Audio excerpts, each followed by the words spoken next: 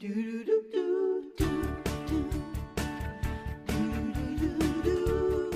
going to share your recipe, Sophie Uliano. Yes. Lots of people like barbecue, but they want to avoid meat, especially people who are vegans like Sophie. So I know you've been making this for your husband. You have found a new way to make pulled pork sandwiches with no pork. Yes. This is faux pork. It is faux pork. Yeah, it's called fork. Yes. Yeah, you know, my husband is from Georgia, and he loves his barbecue. So I wanted to make him a pulled pork sandwich, which was a healthy version and meat-free. Okay, so what does this recipe involve? Well, the ingredient that I chose, because the thing is, when I'm cooking meat-free, as important as the taste is the texture. Yes, the most important. It's actually most important. So I decided to use something called jackfruit, all right? Now, this is a jackfruit right here. All right, it is the largest tree fruit in the world. It hangs on a tree in Southeast Asia. But you're actually going to see jackfruit a lot in the stores right now. Kim's reaction is she just goes, no way. You don't know Jack, Kim.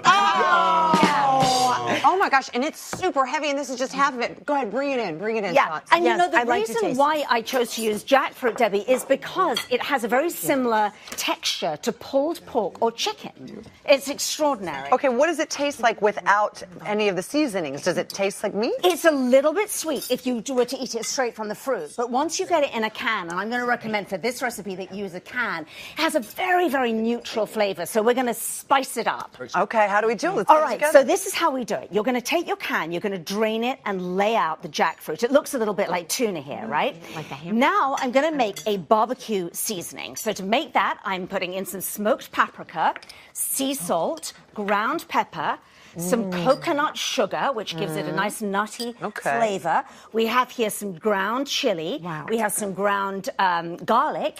And then the thing that really kicks up the flavor is some chipotle paste. All right? Can I just interrupt here for a second? Yes, please I'm from do. Georgia. Amazing. And I just have to say, this tastes exactly like a pulled pork sandwich. Like, It does. it's so Oh my gosh, I can't wait to freaky. taste It it. tastes so much like a pulled pork. Thank you, Ken. And that's great coming from you. So now what I'm going to do is I'm going to just put the seasoning over the jackfruit like this. Tongs, just sort of toss it around so you make sure that the jackfruit is really, really well Doused. Really doused, exactly. I like that word, Debbie. Now, guys, I have sauteed some onion and some carrot shreds, and the shreds add to the texture of this pulled pork. So that's pre-done. Now what I'm doing here is I'm just going to add all of the jackfruit into here. So you cook it. You cook it, and it doesn't need very much cooking.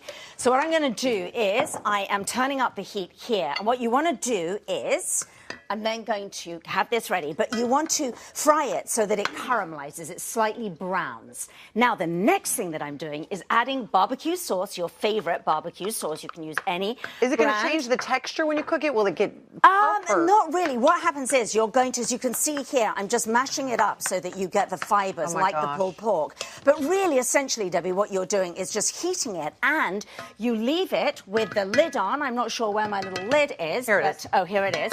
But you're going to leave it for about 10 minutes. And this is to let the flavors all meld together and get that delicious flavor. Now, after 10 or 15 minutes, let's do the get rid of A fraction of the time to make real pulled pork. Which is also right, big, exactly. Not 10 hours. All right, Exactly. ready? Now, let's see. And ta-da.